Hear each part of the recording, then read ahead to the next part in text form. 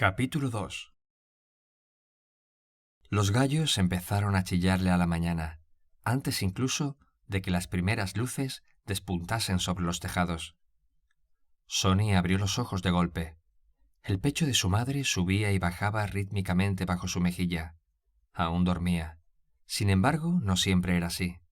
Había días en los que Sonny despertaba sintiendo que le acariciaban los cabellos y se la encontraba mirándolo en silencio, sonriéndole con ternura. Desde que era capaz de recordar, Sonny había dormido todas las noches tendido sobre su madre, con la cabeza apoyada contra su pecho, y ella siempre aguardaba a que estuviera despierto antes de levantarse de la cama. Fuera, en la calle, comenzaban ya a escucharse los primeros ruidos de la mañana. El carraspeo persistente de Ignacio, el vecino de al lado, la voz chillona de doña Paca diciéndole a sus hijos que se levantaran de una maldita vez, y el traqueteo de la carretilla de Mariano el afilador, poniéndose en marcha al otro lado de la calle.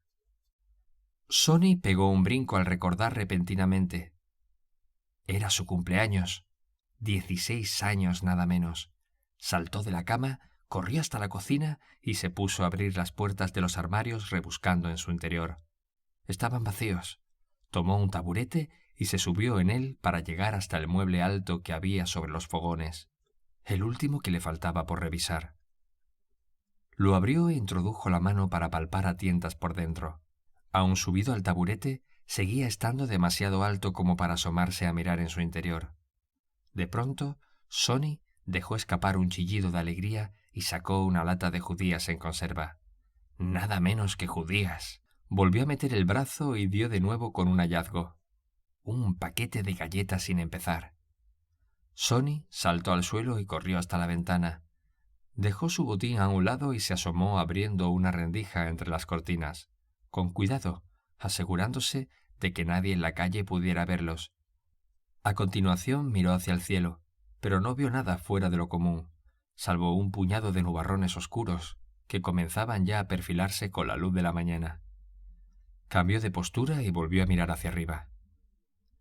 Alguien pasó andando por delante de la ventana y Sonny se escondió deprisa. Nadie debía verlo. Nunca. Y así se quedó, muy quieto, hasta que estuvo completamente seguro de que los pasos se habían alejado lo suficiente. Solo entonces volvió a asomarse. Un par de segundos después, tomó de nuevo las judías y las galletas y corrió de regreso al dormitorio. «¡Mamá, despierta!», gritó entrando en tropel en la habitación. «¡Ha estado aquí! ¡Ha estado aquí! ¡Dejo esto! ¡Mira!». Rosa despertó sobresaltada y Sonny se sentó en el borde de la cama dejando caer la lata y el paquete sobre las sábanas. «Mi regalo de cumpleaños. Ha tenido que ser mi padre, porque anoche estuve revisando el armario de arriba abajo y no había nada. Pero tampoco esta vez he logrado verlo», concluyó haciendo un mohín. «Cuando asomé a la ventana ya se había marchado». Rosa cogió aire, se estiró y sonrió a su hijo con su dulzura habitual. «Claro», respondió. «Todavía no le ha llegado el momento de mostrarse ante nuestros ojos. Tenemos que ser pacientes». «Yo soy paciente, mamá, y confío en él». Ella estiró una mano y le revolvió los cabellos. «Claro que sí, él lo sabe, y está deseando poder reunirse con nosotros». «¿Y entonces por qué no baja ya? ¿Cuándo lo voy a poder conocer? ¿Y a mi hermano Marcos?». Rosa sonrió otra vez, lo envolvió en un abrazo y le dio un beso en la mejilla. «¿Te has lavado ya?», preguntó. Sonny negó con la cabeza. «Vamos, ¿a qué estás esperando? ¿No querrás pasar el día de tu cumpleaños con los ojos llenos de legañas?». Sonny soltó una risita y regresó corriendo a la cocina. Allí llenó una palangana con agua de una jarra, hundió la cara en ella un par de segundos y la sacó de nuevo resoplando, al tiempo que se restregaba con fuerza los ojos y detrás de las orejas. A continuación, abrió la lata de judías y echó su contenido en una cazuela que puso a calentar al fuego mientras trituraba un puñado de café para su madre en el molinillo. Aunque aquel día cumplía 16 años, no los aparentaba en absoluto.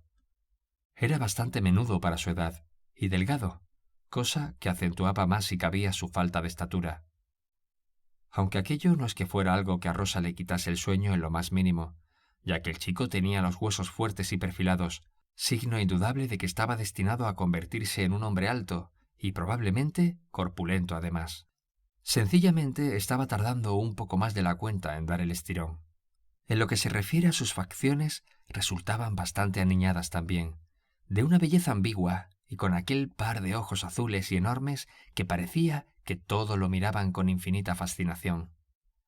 Tenía el cabello castaño y ondulado, igual al de su madre, y la tez pálida de quien nunca ha tenido ocasión de sentir sobre sí los rayos del sol. Un aspecto, en definitiva, frágil e infantil, casi podría decirse que angelical.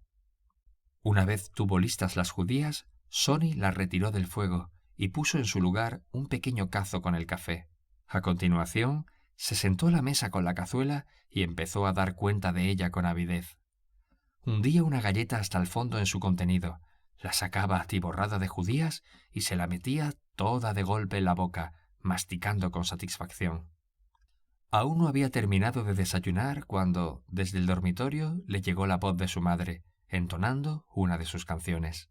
La de la muchacha aquella, a la que matan a su enamorado en la guerra y que al final se deja morir de tristeza. Sonny dejó de comer un instante y se quedó mirándola extasiado a través de la puerta entreabierta. Había terminado de vestirse y ahora se encontraba sentada delante del espejo, cepillándose el pelo con delicadeza. ¿Habría sido la Virgen María tan linda como ella? Lo dudaba. Nunca había visto imagen alguna de la Virgen, pero le costaba imaginar que alguien pudiese superar a su madre en belleza, con esos cabellos largos y sedosos, y aquellos enormes ojos que destilaban una ternura infinita cada vez que se posaban en él. Sonny terminó de desayunar, lavó la cazuela y retiró el café del fuego. A su madre le gustaba tomarlo muy caliente, que le ardiese en la boca. A continuación, se sentó como cada mañana en la vieja mecedora de mimbre a observar los dibujos del mosaico en el suelo. El dormitorio y la cocina también tenían los suyos, pero el del salón era el más especial de los tres. Sonny podía pasarse horas enteras contemplándolo sin cansarse. Le gustaba cerrar un ojo y seguir el contorno de los dibujos con el extremo de un puntero de maestro que se había encontrado de pequeño en el fondo de un cajón. Aquel mosaico le recordaba a un enorme cielo gris, surcado de nubes negras y doradas que se retorcían entrelazándose unas con otras en un sinfín de motivos abstractos. Su madre era la única persona en el mundo capaz de descifrar todas aquellas formas y darles un sentido lógico. Cada una de ellas contaba con un pasaje del pasado reciente y del futuro de su familia. Sonny, sin embargo, por más que se esforzaba, solo era capaz de identificar unas pocas figuras. Su propia imagen, la de su madre y la de su padre descendiendo sobre la casa. En cuanto al resto, a veces conseguía verlas y a veces no, pero le encantaba que su madre le explicara su significado mientras se las iba señalando con el puntero. Unos minutos después, Rosa entró y se sentó a la mesa. Tomó su cuaderno, lo abrió y empezó a consultar sus páginas mientras le daba unos sorbos cortitos al café. De vez en cuando veía algo que no la convencía y se apresuraba a corregirlo con una goma de borrar y un lapicero. A Sonny le gustaba contemplarla mientras trabajaba en sus cálculos matemáticos y sus cartas astrales. Aunque tampoco es que aquello fuese capaz de entenderlo demasiado. Cuando se asomaba a mirar lo que hacía, no veía otra cosa que un montón de palabras escritas al revés, números y símbolos que no parecían tener ningún sentido. Pero su madre siempre le aseguraba que en ese cuaderno estaba la clave de todo. Si trabajaba en él con ahínco y sin perder ni ápice de fe, al final conseguiría calcular cuándo llegaría el día que tanto habían estado esperando, aquel en el que el mundo cambiaría para siempre y todas las injusticias serían barridas de su faz. Rosa se llevó de nuevo el vaso a los labios, pero se encontró de pronto con que ya había apurado su contenido. «Sonny, cariño», dijo distraídamente, sin desviar la atención del cuaderno. «Haz más café, ¿quieres?» «Más café». Sonny se balanceó divertido en la mecedora durante algunos segundos antes de responder. «Ya no queda», dijo. Rosa levantó por fin la mirada de sus apuntes y se volvió hacia él. «¿Se acabó también?» Sonny asintió sonriente. «Tendré que pasarme esta tarde por la bodega. Tal vez me llegue también por algo de arroz». Rosa cerró su cuaderno y dejó escapar un suspiro. Está bien, cariño. ¿Qué te apetece que hagamos hoy? Sonny bajó la mirada hacia el suelo con gesto travieso. —¿Otra vez? —exclamó Rosa. —Pero si ya te conoces la historia de memoria. Por favor, mamá, me encanta oírtela contar. Y es mi cumpleaños. Remató cruzándose de brazos, satisfecho de haber dado con un argumento tan irrefutable. Sonny se dirigió a un antiguo tocadiscos de madera y lo puso a funcionar. Según su madre, el aparato perteneció a los propietarios de la casa, que emigraron en el año 1959 a los Estados Unidos, huyendo del comunismo. Parecía que habían salido a la carrera, ya que en la casa permanecían casi todas sus pertenencias, entre ellas el tocadiscos con apenas 3 discos. Casi siempre sonaba lo mismo: María Callas. Rosa se levantó, dejó su cuaderno en la cómoda y tomó una silla para sentarse junto a su hijo. Sonny le entregó el puntero y ella estiró el brazo para apuntar con él hacia un lugar alejado del mosaico, justo en el umbral de la puerta del dormitorio. —¿Ves esa figura pequeña de ahí? La dorada, con forma de media luna —dijo Rosa. Sonny asintió. —Es tu hermano. —Marcos. —Marcos, exactamente. Y algún día tú y yo nos reuniremos con él. Ah, ya verás, Sonny. Tan pronto se conozcan, se querrán el uno al otro tanto como yo les quiero a ustedes. Será maravilloso. ¿Y eso cuándo será, mamá? ¿Antes o después del juicio final? Eso no me ha sido revelado aún. Ya lo sabes, respondió Rosa. Pero tu padre le tiene guardado un lugar muy especial junto a él en su reino. Y a ti también. Somos la familia de Dios. Yo soy su esposa y Marcos y tú, sus hijos. Él es omnipresente. Igual nos protege y nos cuida a nosotros, también lo hace con Marcos. —¿Pero cuándo vendrá? —insistió Sonny. —Ya falta muy poco, cariño. Muy poco. Lo sé porque la voz me habla la mayoría de las noches. Ella me guía en mis cálculos y estos van siendo cada vez más precisos. Apuntan a algún momento del mes de marzo. En la primera semana quizás. Tu padre llevará a cabo su descenso desde los cielos envuelto en un halo de luz cegadora, igual que una estrella, e irá a posarse justo en el tejado de nuestra casa, señalándonos como los elegidos, su familia, ante la humanidad. Será el día del juicio final, y a partir de entonces los 3 reinaremos en el universo junto a él, creando orden del caos y trayendo la verdadera justicia, la que no entiende de ricos ni pobres, de razas ni de clases. Acabaremos con las guerras y con el hambre, con las enfermedades y con la miseria, con la corrupción y la tiranía. —Míralo ahí, Sonny —dijo la madre señalando un punto en el centro del mosaico, una de las pocas formas que el niño siempre había conseguido ver con claridad. —¿Lo ves descendiendo de entre las estrellas? —Sí, mamá —respondió Sonny. Rosa asintió satisfecha. Se levantó y fue hasta la cómoda. Tomó entonces un pintalabios y empezó a dibujar con él en el espejo bajo la atenta mirada de Sonny. Poco a poco fueron apareciendo sobre la superficie los trazos del mismo dibujo, representando su propia casa con una estrella flotando justo encima del tejado. —Míralo bien, Sonny, cariño —continuó diciendo Rosa—, porque a pesar de todo lo malo que pueda sucedernos, a pesar del dolor, la miseria, la enfermedad o las catástrofes que puedan sobrevenir, ese es el futuro que nos aguarda, a ti, a mí y a Marcos. Solo por eso no debemos permitirnos jamás estar tristes, nos suceda lo que nos suceda. —Yo nunca estoy triste, mamá —dijo Sonny con sencillez.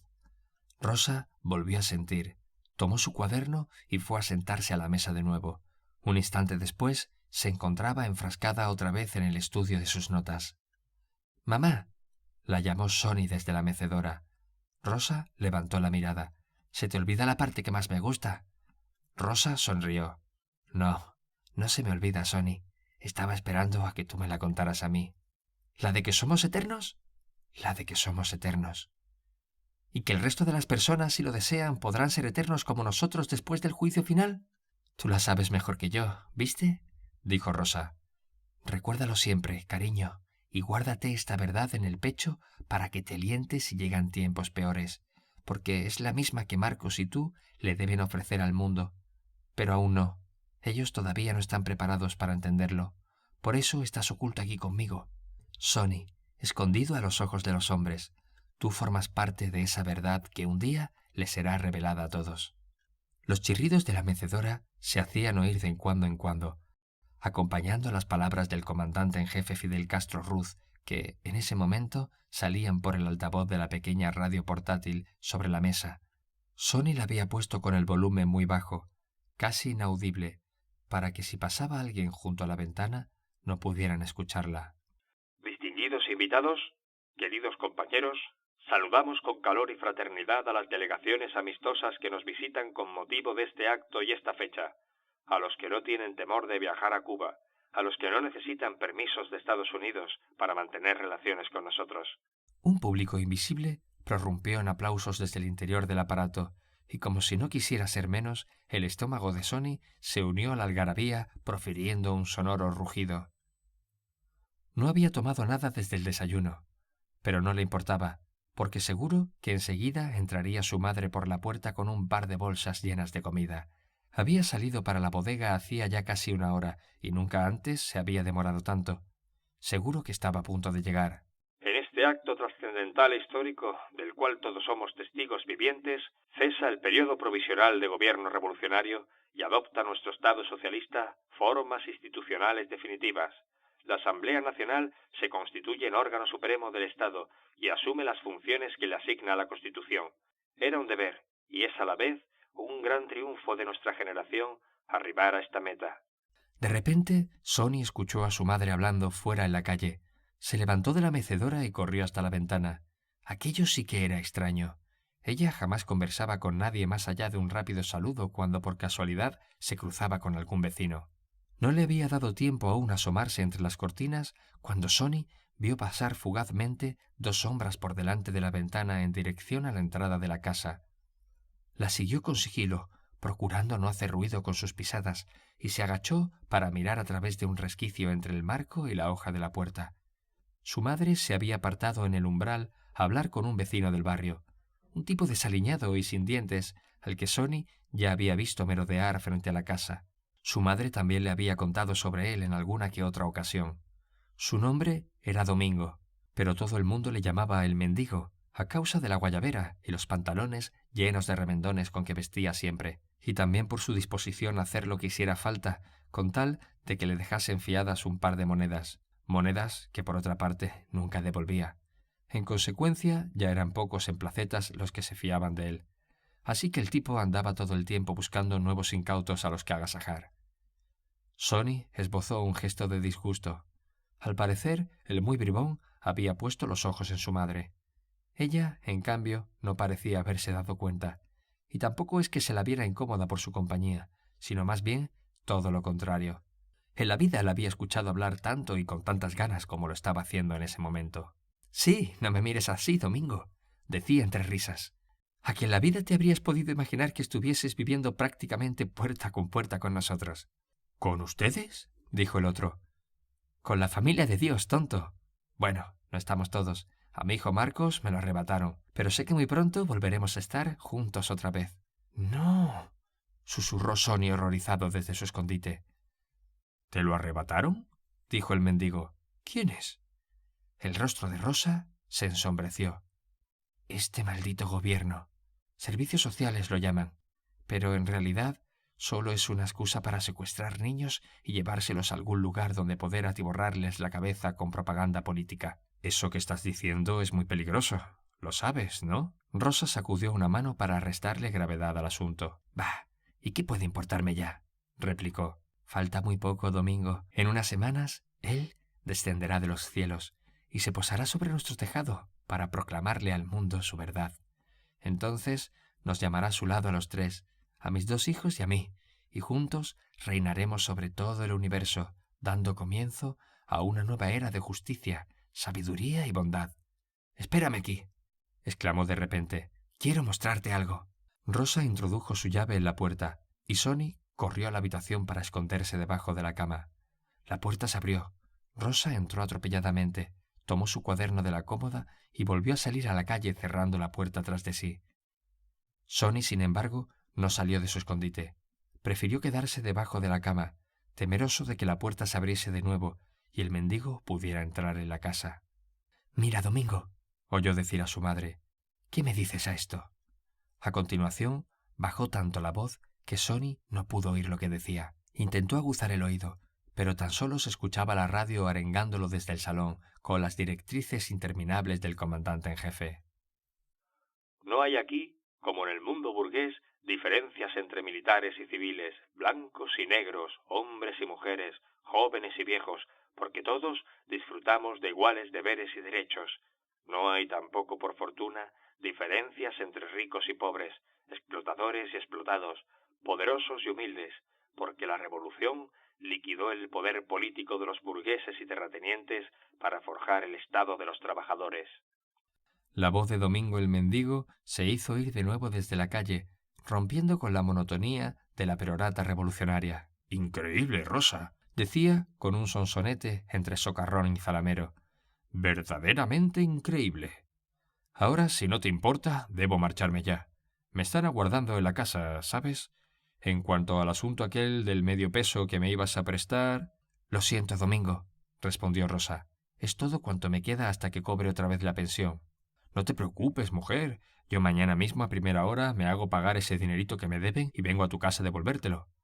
El mendigo calló un par de segundos, pasados los cuales exclamó: «Muchísimas gracias, Rosa. Eres una santa». «Mañana a primera hora», dijo ella. «Lo necesito». «Claro, claro», respondió el mendigo alejándose. «Prometido». Rosa abrió la puerta y entró en la casa. Dejó la bolsa sobre la mesa, suspiró y se sentó a hojear su cuaderno. La voz de Fidel Castro continuaba todavía con su retahíla, pero Rosa no parecía haberse percatado siquiera. En el socialismo los cargos no se aspiran, los ciudadanos no se postulan.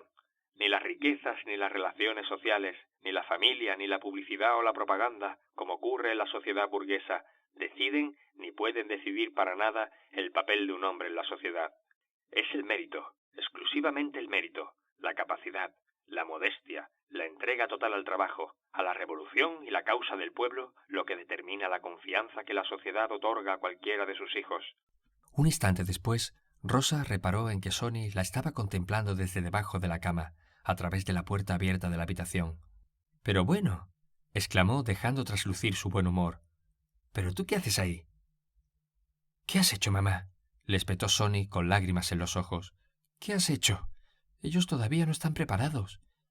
Ve a jugar con Hal, anda. Si no vas, romperá la puerta». Sonny se dirigió cabizbajo hacia el lado trasero de la casa.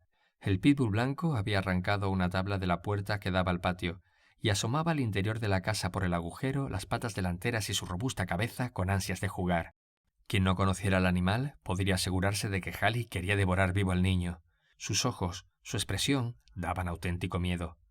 Sonny se tiró en el suelo y dejó que su único amigo lo consolara como siempre lo hacía, con tantos lengüetazos en boca, la cara y también en el cabello, que Sonny terminaba empapado y empalagado de la baba de Halley.